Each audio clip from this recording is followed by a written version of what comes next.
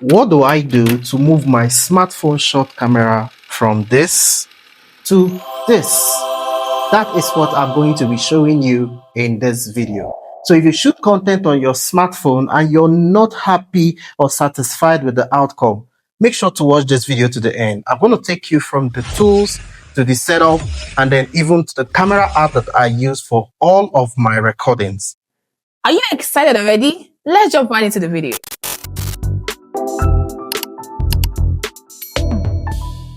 Welcome back to the channel. My name is Frederick, by the way. So I realize that a lot of people have actually joined the family, but you may not know who we are. My name is Frederick, and on the camera is my wife, Bettina, and we are the creators behind Couple Talk Tech.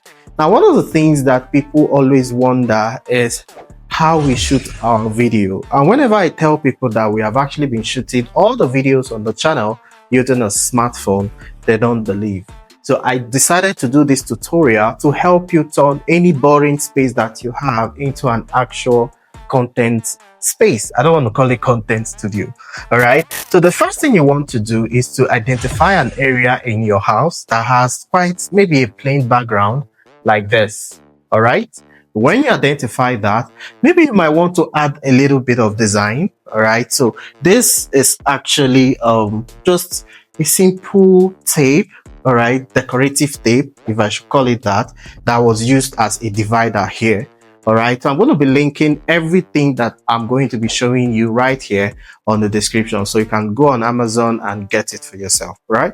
Then the next thing is, this is actually a wallpaper. So this is not a 3D filtered wall panel, right? Because if you try to get that, maybe it might be quite expensive, but if you get this, okay, this costs, way less than an actual 3D fluted wall. All right, so I'm also going to link this on the description. All right, so once you've identified the place, there are some tools that you're going to be needing in order to make sure or to have a better quality out of your smartphone shot videos. Right, so the first thing we're going to talk about is your lights. Okay, your light. So if you're still using ring light up till now, I think you might want to switch, all right, and get yourself a softbox. Now, there are different types of softboxes based on your budget, but I think this should be the least budget soft box. All right, this one has no name, okay, but I know that companies like Olanzi, other companies have this type of soft boxes. So this soft box uses a bulb, unlike Godox or Amaran and the rest. So this uses an actual bulb. All right, so because I like warm bulbs, so that is why I'm actually using this and not cool bulb, what you call a white bulb. I like warm bulbs. So I have this 4-in-1 bulb holder that was actually inserted into it. All right, so that was how I was able to fill up the entire the entire bulb, or the entire bulb holder, with 4 bulbs. All right, so I have 2 of them, which is going to serve as your key light and your fill light. Okay, so this is the 2 things you need to have: 2 lights. Okay, if you really want to make sure that your face is well lighted without having to put a light here and then the shadow comes to this other end. All right, so that is why we usually have a key light and then to fill up the lights. Okay, now another light you're going to be needing if you're gonna have that cinematic output is your RGB light, and we're going to be I'm going to show you the ones that I have here. The LED RGB 600 ProLEDs here. All right, so this is going to be serving as our backlight. So this is usually what will give that red, green, yellow, whatever color that you choose. Okay, so our lighting is usually red and blue, or sort of pinky and blue, because this is a couple channel, right? So the blue represents the men and then the pink for the women. All right, so we are just going to put it over here, okay, and then plug it in. Okay, so we're going to put the second one and as well plug it in. All right, so if you look at the positioning, it was actually positioned such that it will be casting on the wall. All right, it wasn't positioned to face this, although it was positioned so that it will just come up on the wall this way. Same thing with this.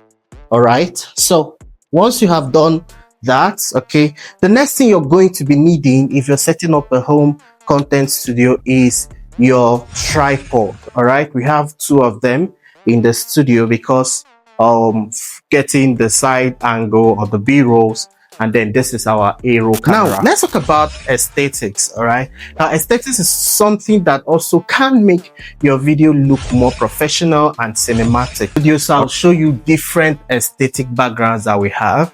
This is just the dining area that we just took out the chairs at the table just to do this for the sake of not everybody watching this video might have an empty room that you can turn into a studio or a content studio, right? But you might just have a space, you know, that has a blank wall like this that you might want to do what I am currently doing. All right, so let's go to the studio and I'm going to show you different beautiful aesthetics that we have, and then I'll show you how to actually make up yours, all right, without having to break the bank. All right, so this is the studio. We've not actually done a tour of this studio. This is actually a new studio in our new house. Okay, so now there are 4 actual backgrounds that we have here. All right, so the first one is this beautiful aesthetic background, right? So we have the hanging light over there. All right, we have beautiful 3D wall frames. All right, then we have this wallpaper again. All right, and then yeah, that's just what is here. Okay, now over here we have this also serves as a background. All right, we also do use this as a background. Now this is the new, we are still constructing this. All right, so we want to call this touch of nature. All right, because yeah, this is an artificial grass. Okay, and then some wall padding. All right, so we are still working on this. We are not done yet because we want to actually make this to extend all the way. All right, no, we've not shot any video here. Over there is another background with a lot of tech equipment just to show that it's a tech channel. All right, and yeah, so that's it. Four backgrounds that we have. So here, let's beautify the background. Okay, even though that if you actually just shoot your video here, it seems like it's already good enough, right? But then we need to add a little bit of, you know, aesthetics, right? We need to add a little bit of flower plants over here. All right, yeah, this is an artificial flower plant, so we're just going to place one here.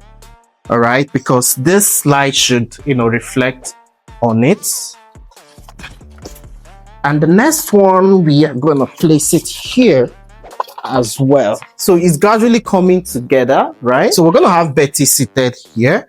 All right, and then we are going to, you know, do the finishing of everything. All right, so but before then, let's bring in a chair.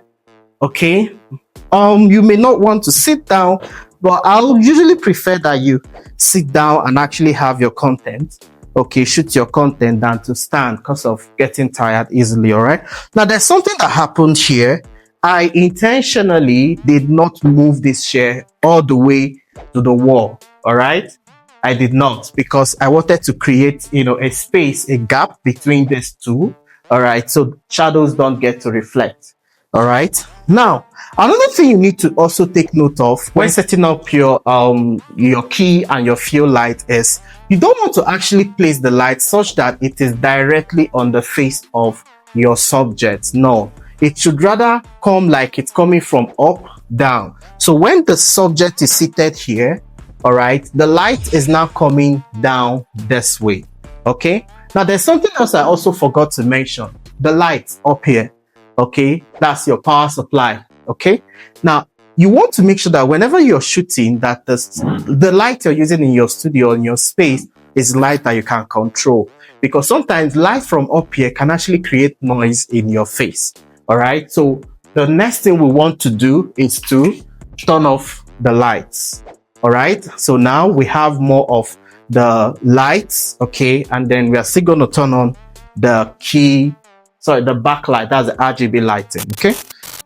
Okay, so our subject is sitting right now. Now you can see the lighting, okay, but this cannot actually still be compared with when you have, you know, an aesthetic light. Okay, so if you don't want to get 2 lights like I have over there, all right, you can still actually have one. Okay, all this light is still for aesthetics, all right, and also to kind of separate your subject from the background, okay, eliminating the shadows. Okay, so I'm going to turn on the lights.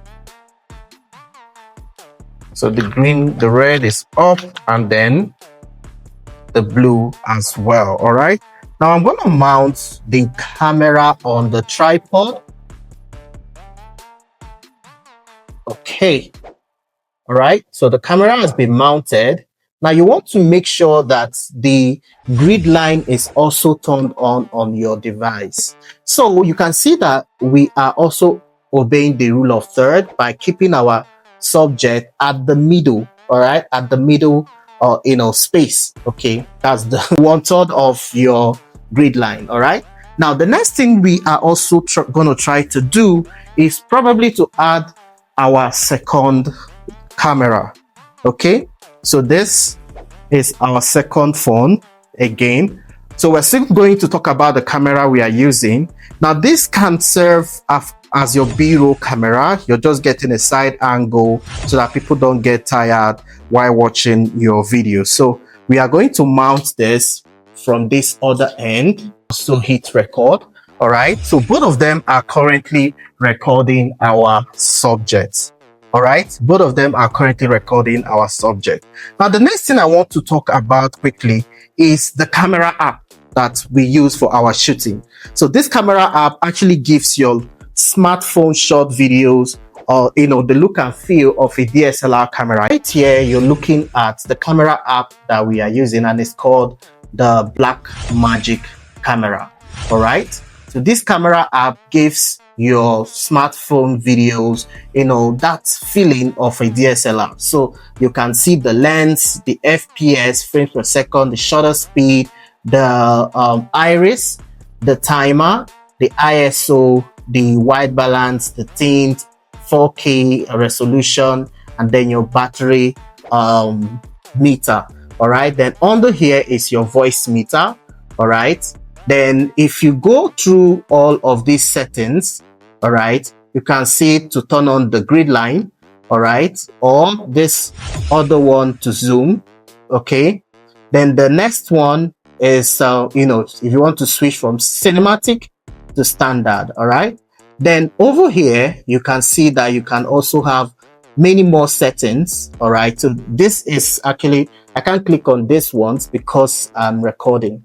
All right, so this Blackmagic camera is an awesome camera that you can get, and unfortunately it only works on iPhones and Samsung, not all Androids. It's compatible with the Blackmagic camera. So this is the camera that I would recommend for you if you shoot on an iPhone or if you shoot on a Samsung. All right, now talking about the phones that we use. All right, so you can see that this is iPhone 11 Pro.